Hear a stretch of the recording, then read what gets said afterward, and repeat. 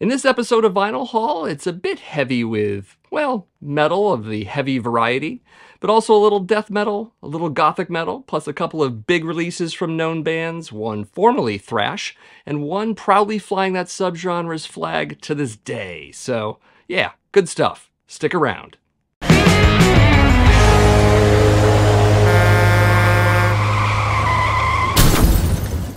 First up is a compilation album from American technical death metal band Nocturnus. This is The Science of Horror, originally released in 2014, but now repressed in 2016 by Nuclear War Now.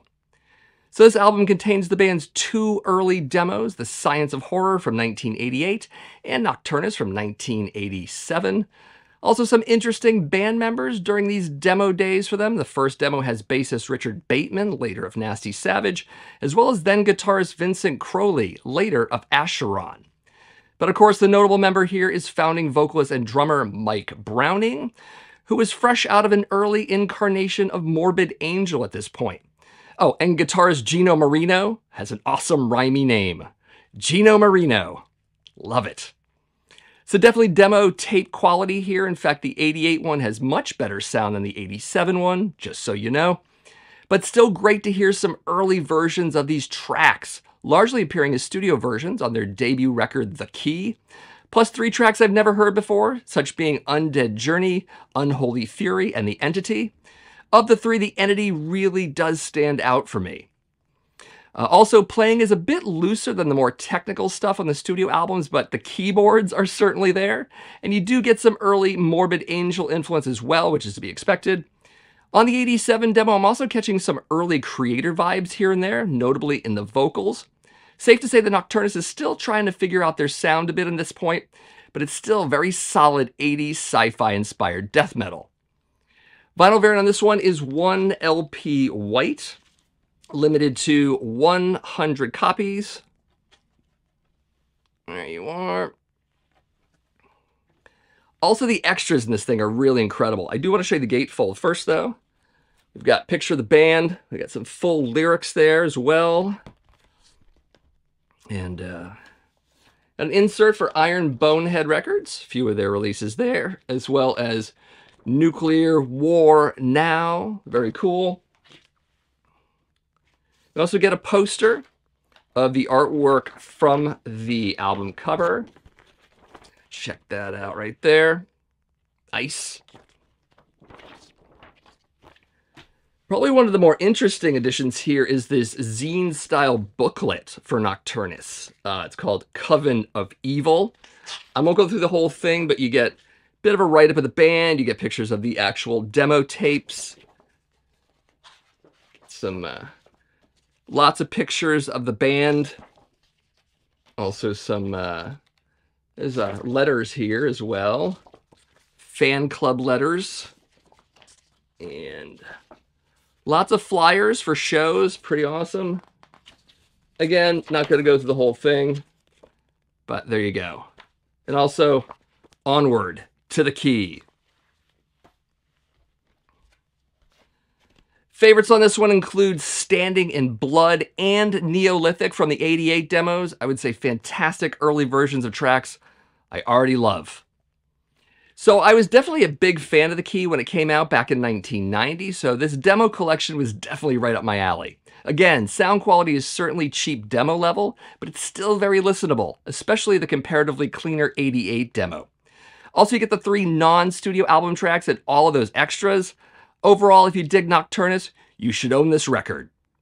Next up is the 3rd studio album from American heavy metal band Leather. This is We Are the Chosen, released in 2022 by Steamhammer Records. So some will know Leather Leone is both the classic and current singer of Chastain. Well, this is their solo band, likewise kicking out the US power metal goodness, occasionally mixed with some speed. Lending to the latter some killer drum work, notably the double bass. We also get quite a bit of melodic lead work throughout, along with some intermittent and almost bluesy riffs, but never compromising the heaviness.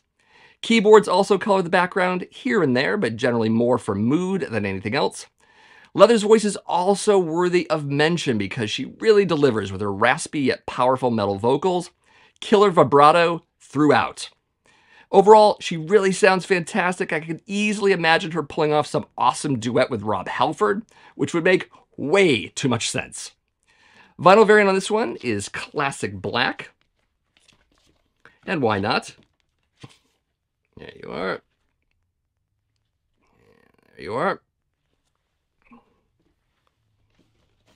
Also, you get a printed inner sleeve, some pictures, some credits, and full lyrics on the back.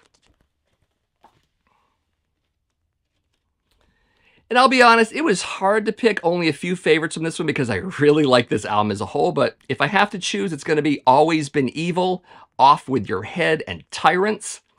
Also giving some love to that title track, which is well worth the spin.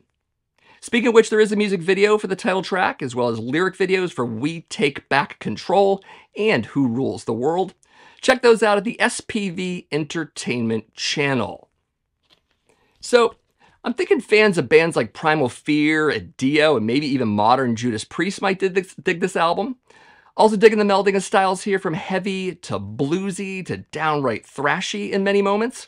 The album really does move along and never gets stale, which is always a good thing for me.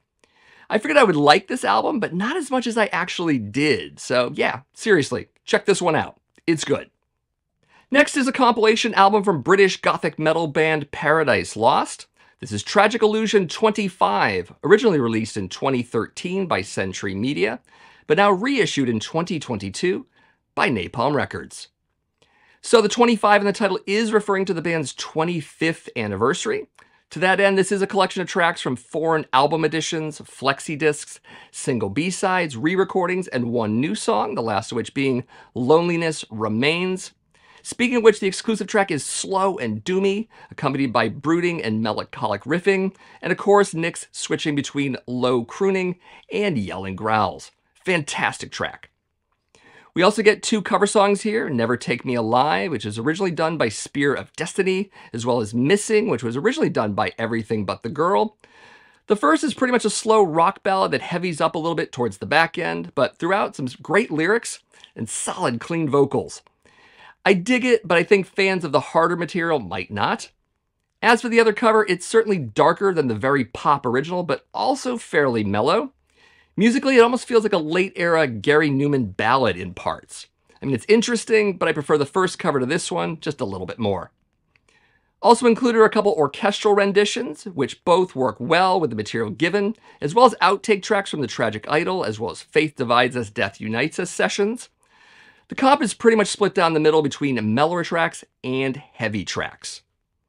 As for the vinyl, it is 2LP green and black marble that is limited to 200 copies. Nice picture on the B-side there. So it has a nice gatefold, lyrics, and a picture of the band. As for favorites, definitely Loneliness Remains. Great song. Also the orchestral version of Last Regret. The more or less instrumental track Godless is pretty great, and especially the 2013 version of Gothic. It's one of my favorite Paradise Lost songs, so it's pretty cool. So it's a satisfying journey through different eras of the band, from the very beginning all the way up to Tragic Idol, but I also feel that fans of the more recent material will find some choice cuts here as well. It's also going to be a lot easier to buy this collection than chase after the rare releases they're all on, so there's that too. Overall, this one is for the fans. Like me, actually. But probably not a productive entry point for new listeners to Paradise Lost. But either way, check it out. Next up is the second studio album from American heavy metal band Summerlands. This is Dream Killer, released in 2022 by Relapse Records. And yes, I keep wanting to say Sumerlands constantly. So forgive me if I actually slip up on that one. Anyways, the big name here is guitarist Arthur Risk, who's often better known these days as a producer for a whole lot of great modern metal bands, including Summerlands. He's also in Eternal Champion, as some of you might know, but Summerlands is not that band. Rather, you'll get classic 80s AOR-style rock meets heavy metal, perhaps in the same vein as Haunt or Latter Day Enforcer, though at times heavier and with the riff work a little more advanced than that. Structurally, I'm also getting some occasional 80s Rush pop prog, but with solos along the lines of Jakey Lee. Kind of an interesting combination there. In fact, I hear a whole lot of Jake here, even though he's not on this album. He's there in spirit, I guess. Also tossing quite a bit of subtle keyboards to cement it further into that long since past decade of decadence, and you get the idea. The guitar work is particularly good from both Arthur Risk and John Powers, bringing in a bit of the shred, some cool trade-offs, and twin leads, but certainly providing that metal edge where it counts. We also get a new singer on this album, such being Brendan Radigan, whose melodic and occasionally soaring vocals blend perfect with the overall sound of this band. His voice kind of reminds me of a cross between the singers of classic-era Black and Blue and late 80s Fates Warning, another interesting combination. Definitely some solid pipes here. Anyways, the vinyl variant is 1 LP clear with black, smoke, and orange yellow splatter. It is limited to 500 copies as a relapse.com exclusive. We also get an insert with full lyrics and a picture of the band. Favorites of this one, definitely Twilight Points the Way, killer track. Also Dream Killer, which is a killer track as well. And Edge of the Knife. If you want music videos, there are some for the title track, as well as Force of a Storm. Also a visualizer video is available for Edge of the Knife. You should watch these at the Relapse Records YouTube channel. So Dream Killer definitely strides that line between mainstream 80s hard rock and heavy metal, though it does fit comfortably with many modern bands in what's known as the new wave of traditional heavy metal thing as well. It might not be the heaviest album around, but it's certainly worth checking out. Give it a spin. Next is the latest live album from American heavy metal band Dio. This is Live in Fresno 1983, released in 2023 by Rhino Records. So as mentioned in a previous video, this was a Record Store Day exclusive release, though so many were pressed it's likely you can still find it somewhere. Also, this is its first time on vinyl. By the way, the cover artwork is by Mark Sasso, who's been doing covers for Dio releases at least since Magica. The image is clearly riffing off of Dio's 1983 debut album, Holy Diver, which would make sense as this is live material from that album's tour.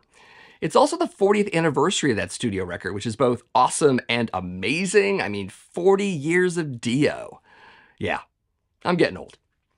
Anyways, the show opens with an exclusive live intro of keyboards and effects. It's a fairly dark and gothic piece that leads straight into a piercing female scream and then right into the track Stand Up and Shout. Both a killer opener for the studio record and an even more killer show opener.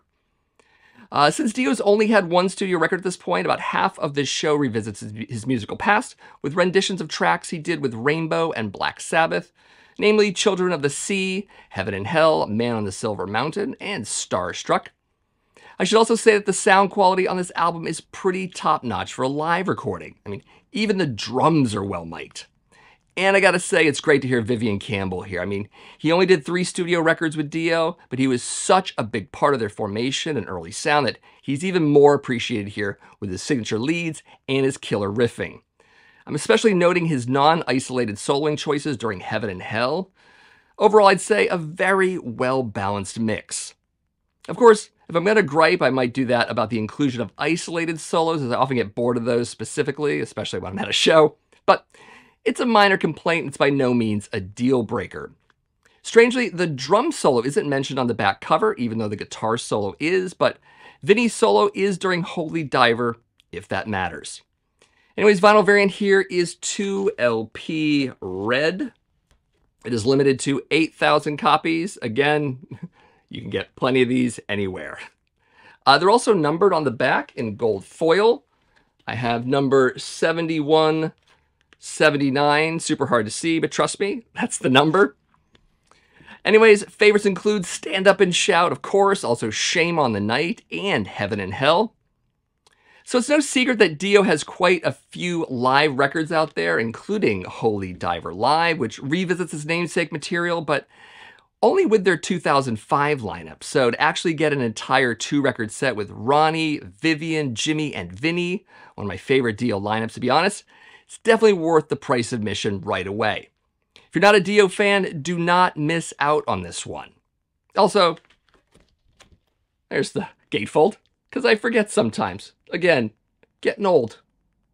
All right, let's talk about this one. This is the 11th studio album for American metal band Metallica, entitled 72 Seasons, released in 2023 by Blackened Recordings. So right away from the opening title track, we're getting some speedy riffing, a bit of James's more classic vocals, pretty cool, and of course Hammett's wah pedal, which we'll hear a bit on this record, as always. I'd say overall, it is a decent opener. Subsequent tracks have us going down very familiar and not so familiar roads, depending. Regarding the latter, there are groupings of riffs within a given song that feel rather disjointed when slapped together, and it does break song flow sometimes. I would say that editing would have helped out a whole lot here. However, when riffs work, they really do work. I mean, the crunching groove of Sleeping My Life Away is a good example of that. Likewise with You Must Burn. And of course, the clearly Nawabum-soaked riffage in Lux Eterna is fantastic, albeit derivative. And then there's the album closer, the 11-minute song Inamorata. And I gotta say, I was feeling every one of those minutes as it does drag on a bit. The lyrics are also subpar and a tad cloying, not to mention the obvious strain that's happening in Hetfield's voice these days. But also good riffs are happening here. Again, had the song been shorter, that might have helped, but it also wouldn't be missed if it was cut from the album entirely. At least, not by me. Anyways, vinyl variant here is 2LP Smoky Black. It was a Metallica.com exclusive and has since sold out. Also get some inner sleeves. Oh, I should show you the gatefold here. It is a die cut, the number 72. You can see the inner sleeves there. I got Kirk and Robert showing, but I'll show you those a little bit better. There's Kirk. There's James on the reverse. And of course, Robert. And then Lars. Interesting, this is a club exclusive, this version. It's all right. But oddly enough, that Walmart exclusive black and yellow swirl vinyl is way nicer. So maybe I would have gotten that had it been announced during pre-orders. Ah, well, those are the chances you take.